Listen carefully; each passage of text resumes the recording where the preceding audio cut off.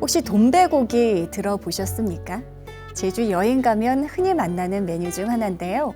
이 돈베고기의 돈베는 도마를 뜻하는 제주 방언이라고 합니다. 자, 1년을 절반 이상 물질하면서도 집안일까지 챙겨야 했던 제주 여인들은 고기를 썰어 정갈하게 그릇에 담아낼 여유도 없이 도마째 식탁 위에 올렸다고 하는데요. 그러니까 돈베고기 안에는 제주 여인들의 고단한 삶이 고스란히 담겨 있습니다. 자, BTN 가족사진 오늘 함께 해주실 분은요. 국회 정각회 전 회장이시고 4선 의원을 지내신 강창일 전 주일대사님이십니다.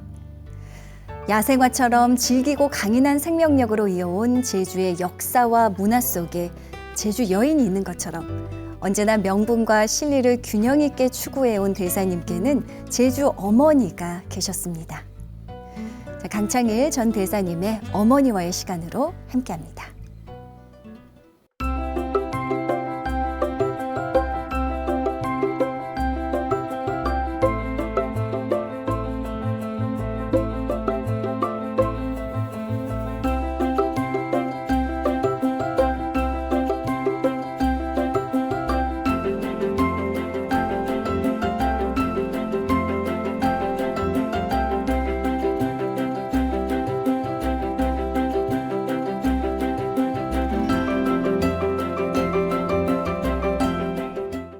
네, 가족사진 오늘 모실 손님은요. 나는 제주 사람이다. 또 제주를 사랑한다 하시며 I love 제주 사랑 고백을 자주 해주시는 분입니다. 강창일 전 주일대사님 모셨습니다. 어서 오십시오. 반갑습니다. 안녕하세요. 예, BTN 시청자분들께 오랜만에 인사 한 말씀 부탁드립니다. 예, BTN 가족 여러분 안녕하십니까? 과거에는 자주 나왔었는데 제가 주일대사로 한 2년 가 있으면서 인사를 못 드리고 지금 1년 정도 된 것 같아요. 이렇게 이 자리에서 새해 복 많이 받으십시오. 자, 인사드리겠습니다. 네. 아, 저도 오랜만에 봬요. 예, 근데 그래요. 사실 예, 의원님이라는 호칭이 워낙 익숙해서 제가 이제 또 진행을 하다가 좀 예. 의원님이라고 또 예, 호칭이 조금 헷갈릴 수도 있을 것 같은데요. 예, 왜 그러냐면 예. 17대 국회의원을 되고 나서 단 한 번의 낙선 또 탈당 없이 무려 4전 4승을 이뤄내셨습니다. 아, 헌정사상 제주도 최초 4연속 당선 기록을 또 쓰신 걸 보면 아, 제주 사랑, 워낙에 그 또 고백을 자주 하시는 이유가 있었구나 하는 생각도 드는데요. 자, 이런 대사님께서는 어떤 부모님 밑에서 어린 시절을 보내셨을지 궁금합니다. 어린 시절 이야기 좀 해볼까요? 예, 제가 제주도에서 태어나서 고등학교 때까지 제주도 고등학교 졸업하고 서울에 왔는데 네. 그 아버님은 빨리 돌아가셨어요. 근데 어머님이 저희들 7남매 형제가 있었는데 어머님이 홀로서 저희들 7남매를 전부 교육시켰죠. 네네. 아주 억적 같은 분이셨어요. 그리고 또 널리 베풀었어요. 그래서 늘 어머님께서 덕을 쌓으라고 베풀라고 이렇게 늘 저희들한테 몸으로 실천하면서 가르쳐 주셨죠. 네. 그게 몸에 배어 있어요. 저희들한테는. 예. 아, 참 7남매를 네. 홀로 예, 키워내신 그 어머니의 그 정성, 예, 그 아래도 오늘날의 대사님이 계신 거 아닌가 싶은데요. 제주와의 그 첫 인연이 500년 전으로 거슬러 간다 이런 말씀하셨어요. 예. 내년이 되면은 저희들 입도 500년이 됩니다. 그 연산군 때 갑자사화라고 있었는데 네. 그때 위자 량자 할아버지께서 저희도로 귀향을 와가지고 그다음에 저희도 눌려 살았고 지금 저희도에서 저희들 강문이라고 하는데 우리 강문은 세 번째 숫자가 많아요. 그러니까 고씨, 양씨, 그다음에 강씨 네네. 순이에요. 그래서 되게 번성했어요. 우리 강씨들이. 근데 강씨들이 워낙 전국적으로 좀 본래 무인 집안이었어요. 네. 성격이 강해서 좀 정의롭다는 얘기도 많이 듣고 아주 강골이라는 얘기도 많이 들어요. 예. 네. 참 똘똘하고 또 공부도 잘해서 반장 도맡으셨다고 말씀 들었습니다. 아, 그러면 또 귀염을 좀 많이 받고 자라셨을지. 예. 공부를 잘했으니까 그때 저희들 때 서울대학교 가는 게 아주 어려웠어요. 그러니까 지금이야 뭐 중간에는 뭐 150명씩 갔는데 저희도 전체에서 5-6명. 서울대학교 가면 뭐 현수막도 붙이고 그럴 시절이었죠. 5-6명. 그때 서울대학교 갔으니까 공부를 되게 잘했겠죠. 그리고 또 하나는 그 공부 잘하는 게 이제 하나는 우선 장학금을 받을 수 있다는 거 하나. 두 번째는 제가 이제 어릴 때부터 불교하고 인연이 있어요. 그때의 고은 선생, 시인 고은 선생이 저희도 원명사에 주석하고 계셨는데 네. 중학교 2학년 때부터 그 스님 고은 선생하고 인사를 하게 됐고 또 저 자취방이 관음사 포교당이 있었는데 제 네네. 시내 바로 10m 자리예요. 그래가지고 아침 4시 되면 예불 시간이 되잖아요. 네. 그럼 4시에 가요. 그래서 1시간 정도 예불 하고 그래서 집에 들어오면 한두 시간 공부하면은 아주 집중돼 가지고 해가지고 그게 이 오후에는 매일 놀러 다녀도 이 머리 팍팍 들어와 가지고 집중해서 그래서 공부를 잘할 수가 있었어요. 그러니까 사람들은 너 천재 아니냐 그렇게 놀러 다니는데 어떻게 공부 잘하냐 하는데 그게 아니고 네. 이 집중해서 공부해서 잘할 수 있었다 이렇게 생각이 돼요. 예. 그 집중 그리고 제가 봤을 때 매일매일 그렇게 예불을 올리면서 규칙적인 생활, 그 꾸준함이 또 원동력이 되지 않았을까 싶은데요. 네네. 앞서 그 자취방 이야기를 하셨는데 그게 중학교 시절이라고요, 의원님? 예. 제가 제주도에서도 저 한경 고산이라고 하는 시골이에요. 이게 네. 중학교 1학년 때 제주로 유학을 왔어요. 그래서 제주시로? 자취를 했죠. 자취를 했죠. 그러니까 참 힘든 자취 생활에 빨래도 내가 해야 되고 밥도 해야 되고 또 그때 뭡니까 그 처음에 숯불을 가지고 밥도 해 먹고 그런 시절이었는데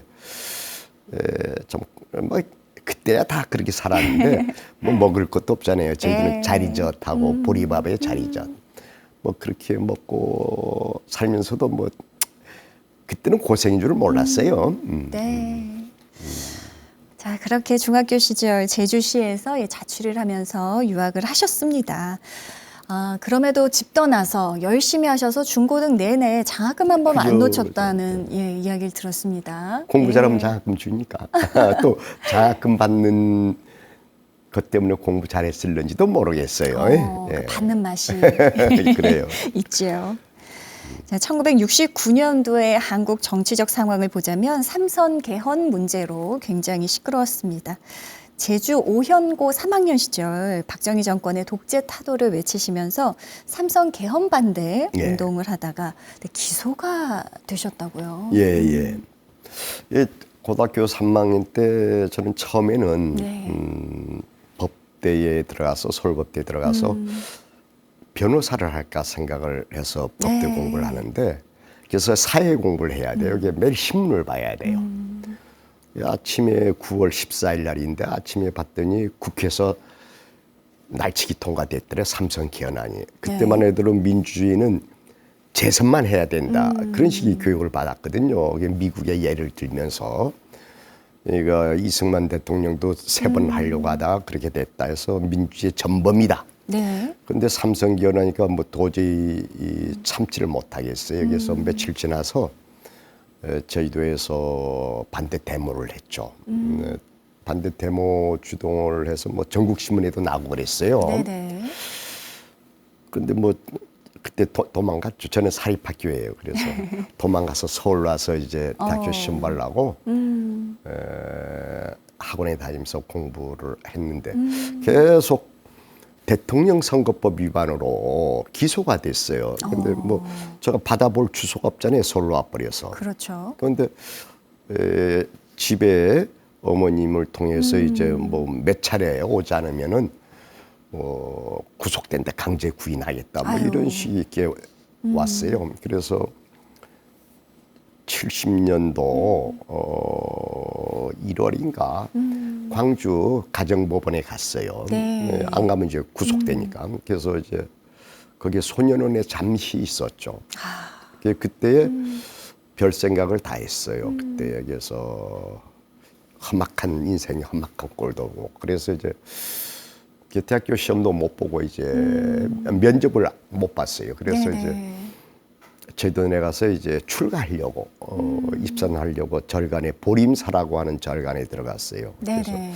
거기서 이제 몇 개월 살면서 뭐 철학과를 갈까 스님 되려고 하다가 그때 뭐 농담을 하는데 뭐 그냥 처녀 귀신 같은 거 만나가지고 그래서 이제 몸도 막 가위 들리는 것 해가지고 도저히 정말요? 견디지를 못해가지고 야 이것도 이기지 못한 놈이 어떻게 스님이 되느냐 해가지고 서울로 올라와서 이제 대학교 들어가게 됐어요. 그래서 이제 네네. 법대 그만두고 철학과나 이제 역사과 그래서 이제 국사과로 들어오게 됐죠. 서울대학교 국사과로. 네. 예. 자, 그렇게 끝인 줄 알았는데요. 이후 1974년 민청학령 사건에 연루가 됐습니다. 징역 10년형 선고 받으셨는데, 예, 그렇게 옥살이를 하셨고, 다행히 75년도에 형 집행정지로 풀려나신 예. 뒤에, 또 4년 뒤죠. 1979년 12월에 사면 복권되십니다. 참 억울한 일이에요. 예. 예. 그래서 저는 이제 저희들 대학교 들어갈 때 위신 체제가 됐어요. 그래서 꽁꽁 얼어붙은 동토였어. 겨울 공학이었죠. 그래서 저는 뭐 RTC도 훈련받고 해서 대학원 가서 공부하려고 근데 막 짓눌러요. 이 위신 체제라는 게. 네네. 그래서 결국에서 어떻게 사는 게 부처님의 말을 따르는 것인가 이런 근본적인 고민을 하다가 73년도 12월 말에 서울대학교 불교학생회가 있는데 거기에서 네. 이제 송광사 구산 큰 스님이 그 주석하고 계셨고 네. 또 법정 스님 돌아가신 무소유의 법정 스님이 또 송광사 불일남에 계셨어요. 그래서 서울대학교 불교학생회 멤버들하고 거기 가가지고 뭐 화두 아닌 화두죠. 어떻게 살아야 되겠습니까? 그래서 이렇게 참선한 참선을 하면서 이 나라의 민주화를 위해서 모든 걸 바치겠다 이런 식의 마음의 준비를 하고서 결심이 당시에 섰었던 그래서 이제 거예요. 예. 서울로 올라와서 그때부터 이제 위신 반대 운동을 하기 시작했죠. 네. 74년 1월에. 그러다가 74년도 1월에 긴급조치 제1호가 터졌어요. 네. 그 4월 3일 날 긴급조치 4호. 이른바 민청학년 사건이라고 민주청년 총연맹 사건, 이른바 민청학년 사건으로 그건 완전 조작된 거예요. 그렇죠. 예. 조작된 건데 그래가지고서 이제 저희들을 집어넣었어요. 이게 그때 한 200명 정도 끌려갔는데 예. 180명이 이제 구속됐어요. 거기서 인혁당 관계자들은 이제 9분이 8분인가 사형에 처해졌고 1년 후에는 그런 험악한 저희들은 감옥에 들어갔는데 전 세계에 이제 움직였어요. 특히 미국 의회에서 학생들을 석방하지 않으면은 3억 불이라고 했는데 3억 불 지원금 없애겠다 이런 식으로 막 압박을 놓고 해서 이른바 석방이 아니라 가석방도 아니고 형 집행정지로 잠시 풀어줬어요. 물론 이제 그때에 이제 뭐 돌아가신 김지아 씨, 장영달 선배네, 유인태 뭐 이런 분들은 네네. 또 장기간 또 살았어요.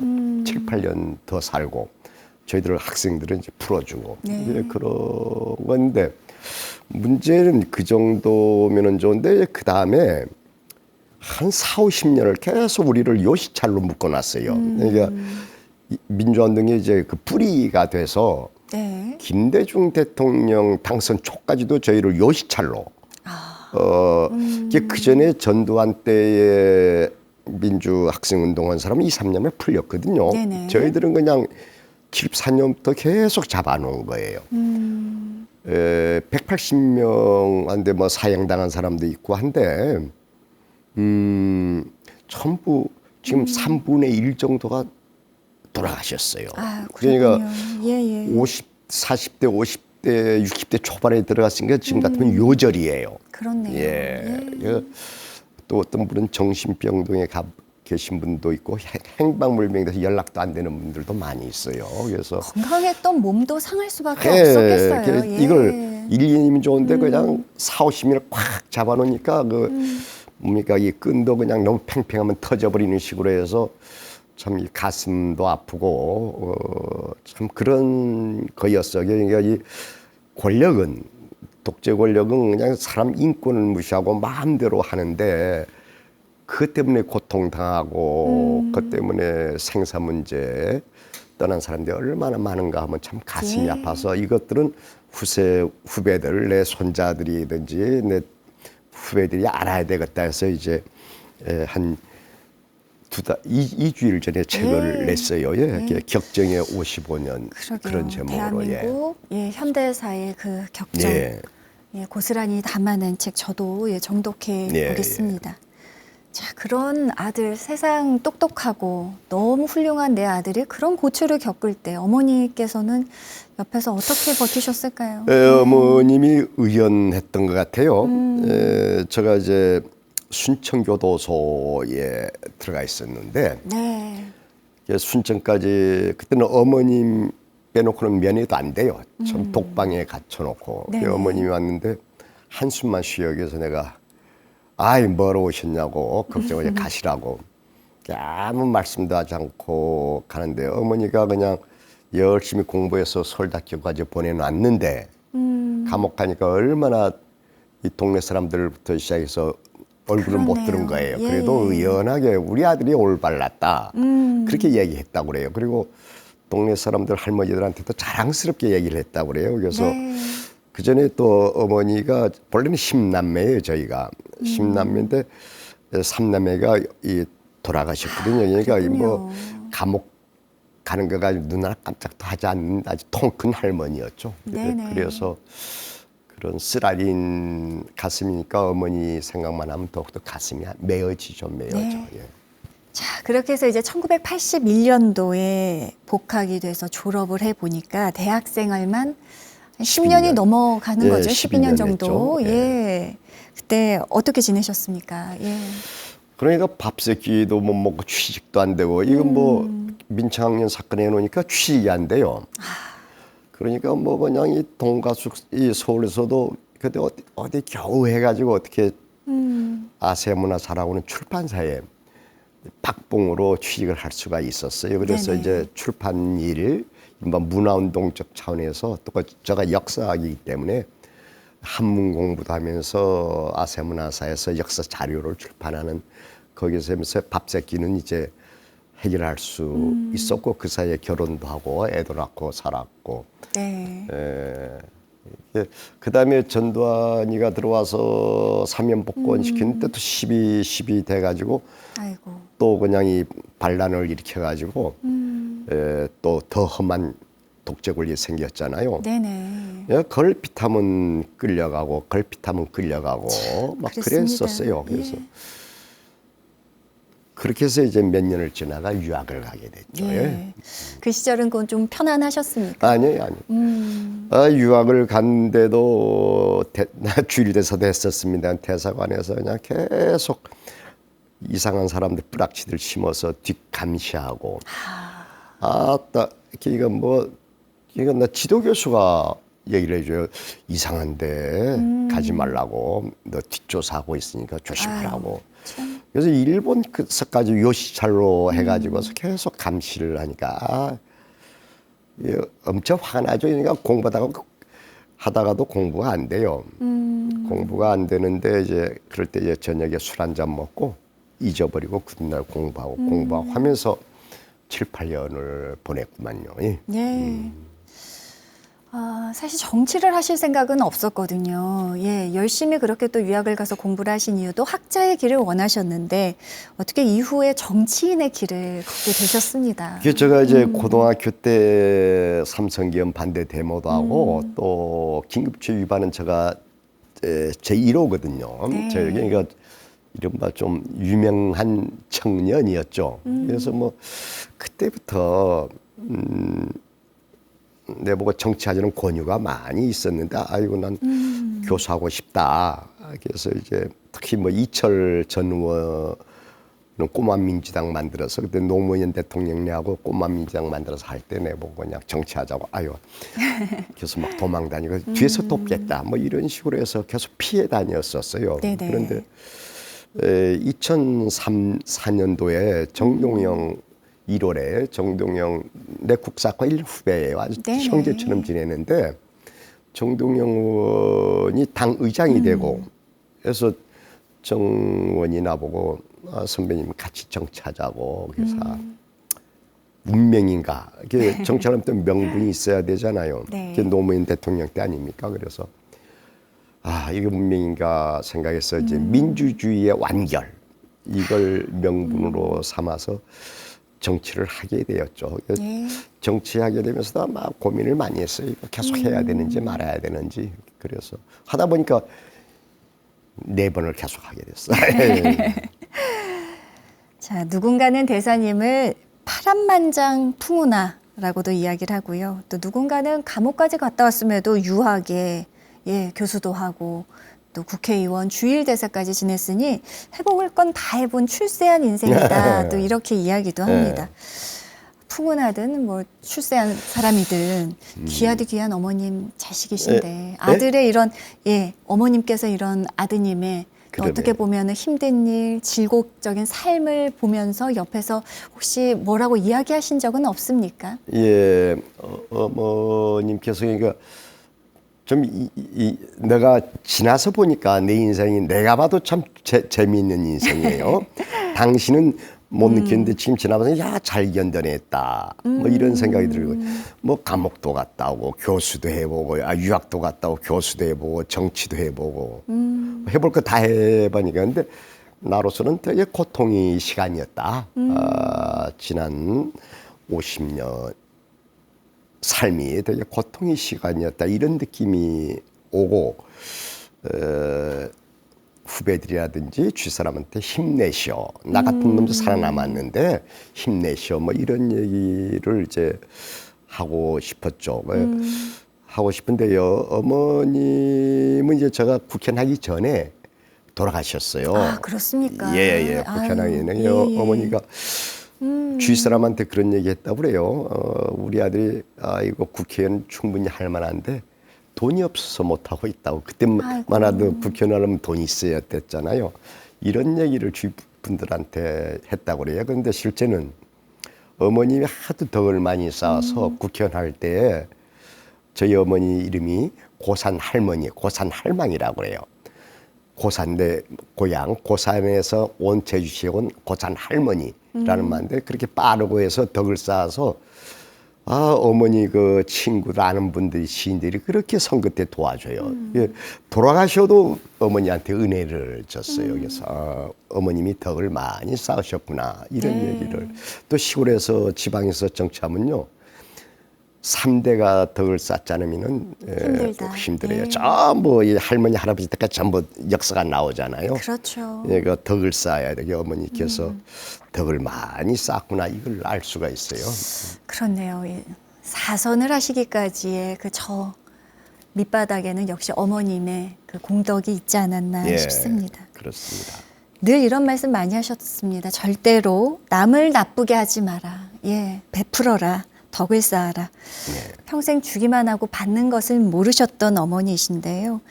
자, 그렇게 해서 또 어떻게 보면 그 은덕이 국회의원 또 4선까지 이어지는 또 원동력이 되지 않았나 싶습니다.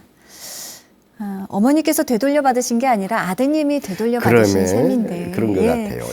그런 어머니께 혹시 편지를 좀 써 보신 적은 있으십니까? 근래에는 내가 책을 내면서 이 책을 내면서 어머님 얘기가 많이 나오거든요.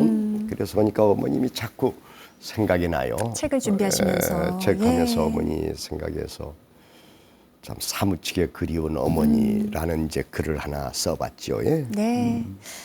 네, 오늘 편지에는 어떤 마음을 담으셨을지 궁금합니다. 강창일 전 대사님께서 어머니께 띄우는 어머님 전상서입니다.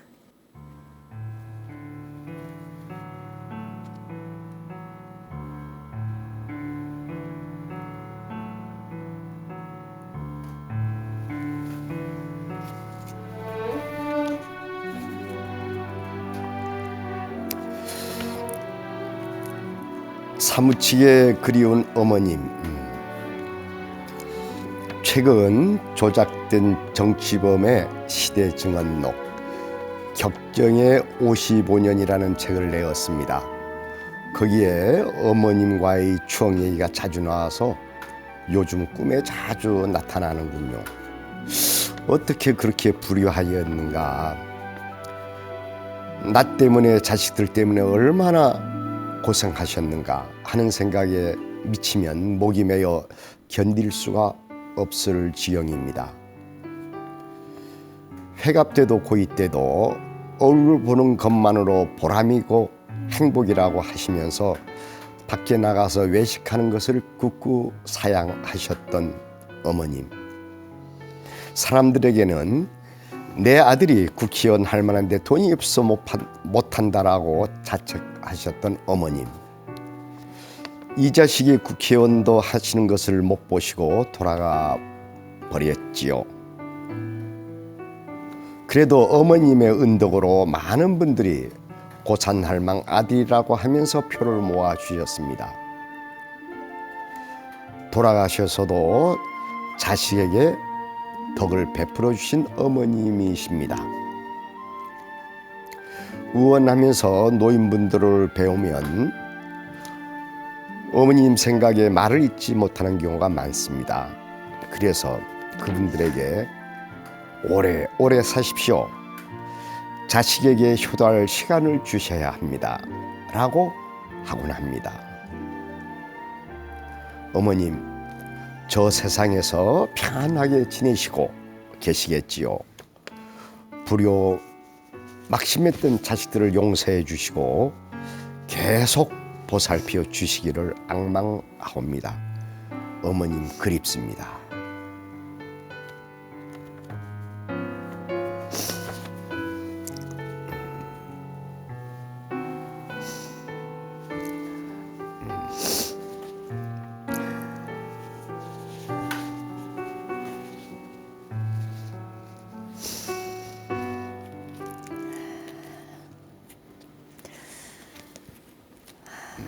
네, 고산 할망, 예, 어머니께 띄우는 어머니 전상서 잘 들었습니다.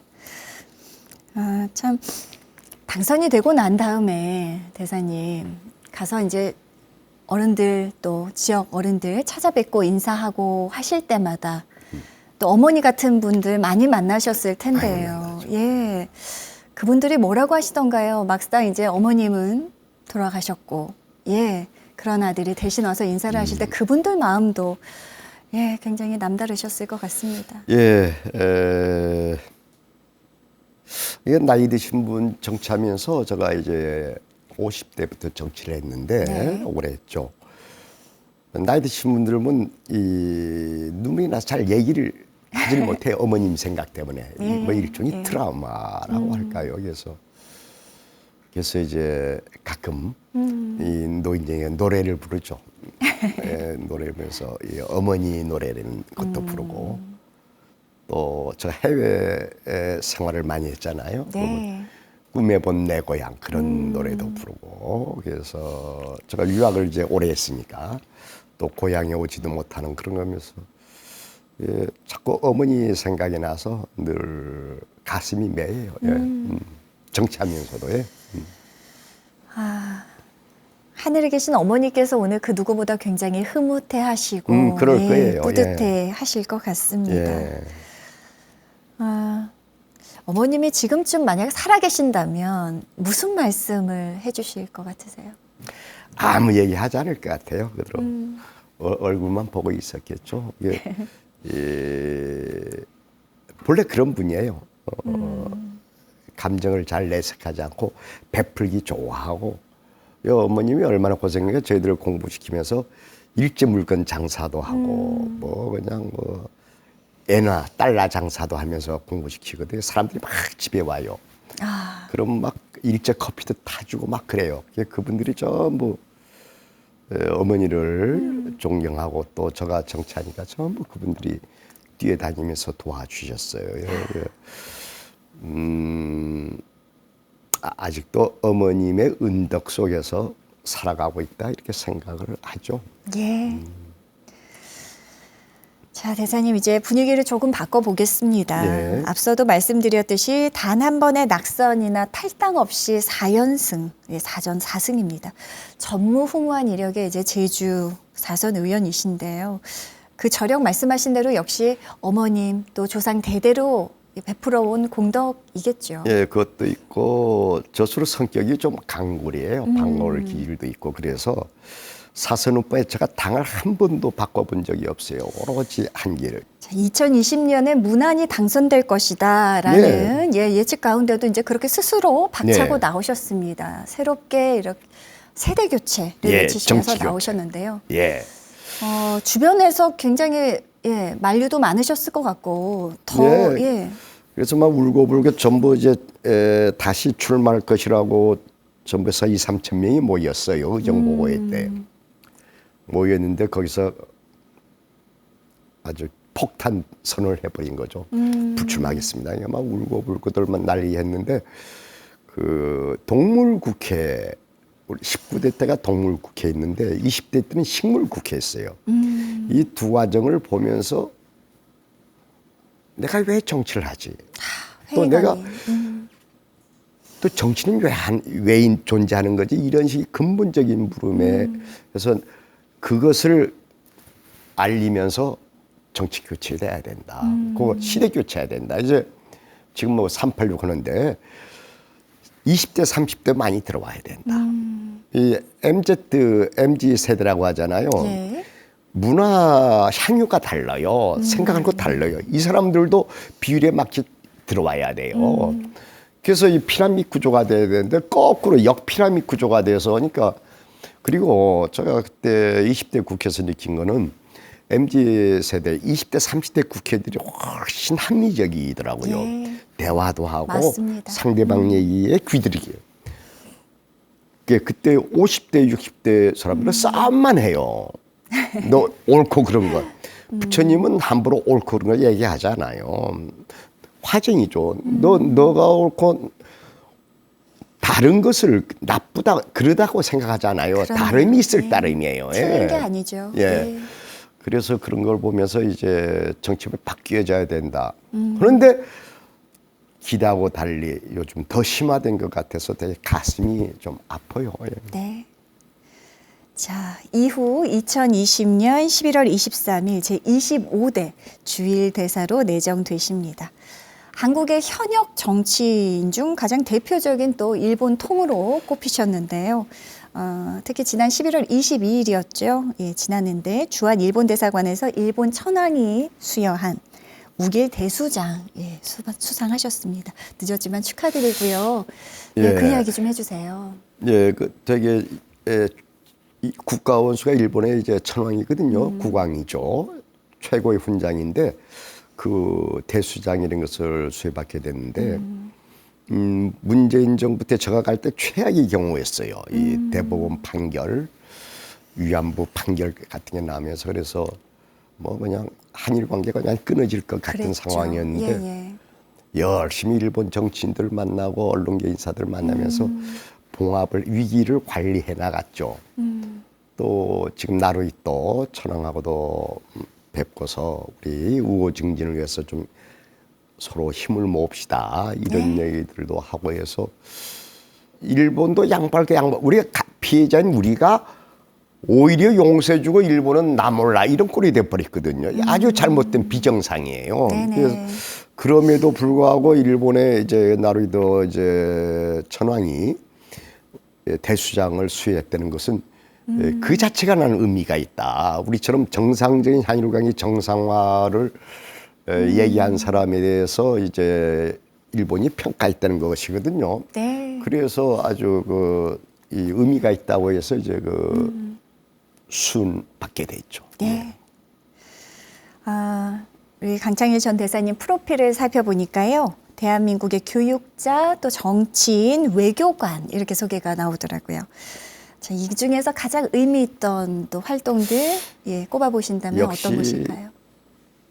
연구자가 제일 좋습니다. 연구자. 연구자. 예. 이게 제가 이제 역사학자이거든요. 이게 역사학자로서 이렇게 이 책도 이 책도 역사 시대 증언록이라고 했어요. 우리 시대 역사를 알아야 된다. 해서 해놨는데 요즘은 이제 역사책을 이제 꽤 쓰고 있어요. 네. 작년 일본에서 책 한 권 냈고 한국에서 작년 2월에도 책을 냈고 그 논문집 이제 이거 냈고 이제 내년에도 이제 한일 정치사 150년간 한국과 일본은 어떻게 지내었나 알기 쉬운 이제 한일 정치사 네. 이것을 이제 집필 중에 있어요. 그래서 이제 다시 이제 역사학자로 들어와서 글을 학생들, 대학원생들을 가르치고 글 쓰는 거에 전념하고 있는데 역시 역사학자라는 게 제 특기가 좋군요. 예. 네. 책에 보면 정치인에 대해서 이렇게 표현하셨습니다. 장사형, 몽사형, 그리고 책사형, 유형화를 해 두셨던 것 같은데 스스로는 어떤 유형에 제가 들어갈까요? 12가지 사자 그래도 예. 사자 선비 사자부터 12가지 유형화 시켜놨는데 뭐 모사꾼들 뭐 잡놈형 꿈꾸는 형 안 되면서도 대통령이가 꿈꾸는 형들 그다음에 아첨꾼들 첨사꾼들 뭐 이 관종들 뭐 이런 것들 다 유형화 시켜놨어요. 그런데 지사형 네. 또 말 잘하는 변사형 뭐 이런 여러 가지 유형화 시켜놨는데 또 낭만파, 로만티스트, 낭사형. 저도 이제 나는 어디에 속하는가. 네. 그래서 이래서 김대중 선생이나 김영삼 씨는 김대중 선생은 박사, 박학하고 또 하나 이제 지사형이에요. 네. 김영삼 씨는 로만티스트인데 또 지사형이에요. 예. 그런 서로 몇 가지 공유하는데. 글쎄 저도 봤더니 이 지사적 그런 것도 있고 좀 로만티스트 이런 것도 좀 스스로를 있고 로맨티스트로. 로만티스트 이런 것도 있고 네네.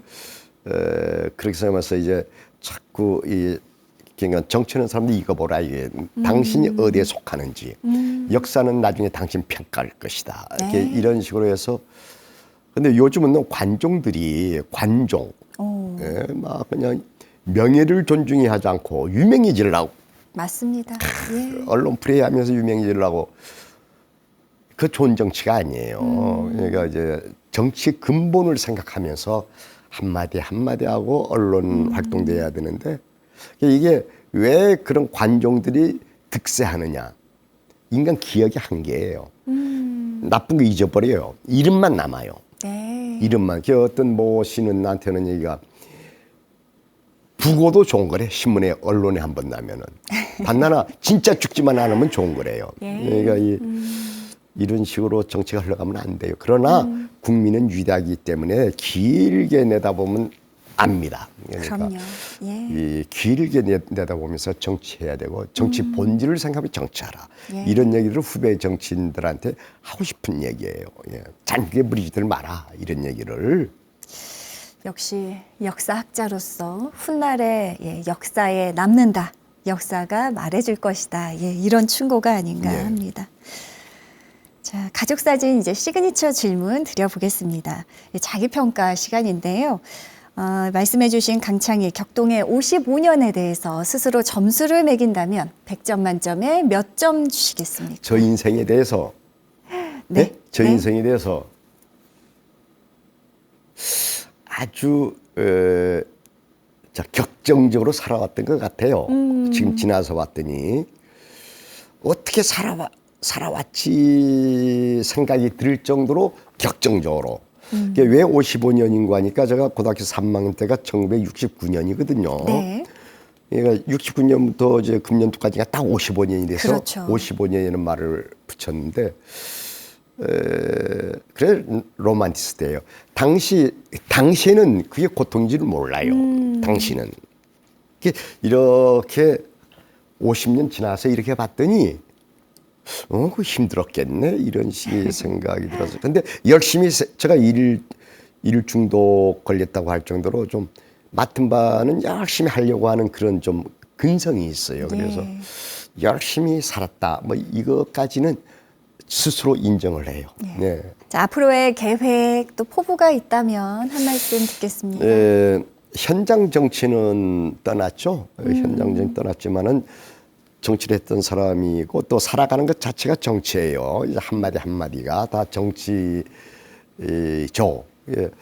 그런데 이제는 저 주변 사람들, 저하고 인연 맺은 사람들이 잘 되기를, 이렇게 이른바 자리이타의 삶, 예, 주변 인연이 다 잘 되는 게 가장 큰 보람이에요, 실제는. 네. 그러니까 저는 남 돕는 걸 두려워하지 말으라고 후배들한테, 동료들한테 얘기합니다.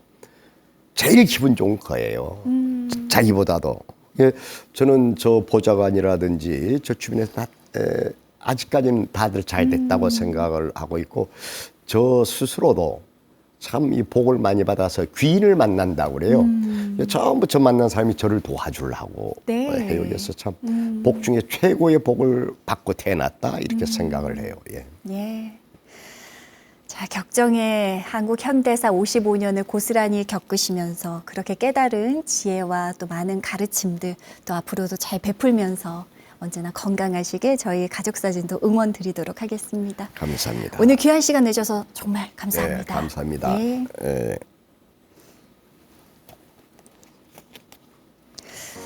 자, 너 자신을 믿는 게 재능이야. 그게 진짜 재능이지. 내가 아닌 다른 누군가를 향해 믿고 지지해 줄 땐 참 당연합니다. 또 그렇게 응원하고 믿어주는 게 아름답기까지 하죠. 그런데 스스로를 향한 믿음은 왜 이렇게 쉽지 않을까요? 자, 우리는요, 스스로 믿는 만큼 성장할 수 있습니다. 오늘은 내가 스스로 나의 진짜 팬, 찐팬이 되는 그런 하루 만들어 보시기 바랍니다. BTN 가족사진 오늘은 여기서 인사드립니다. 다음 시간도 새로운 손님과 함께 찾아뵐게요. 함께해 주신 여러분 고맙습니다.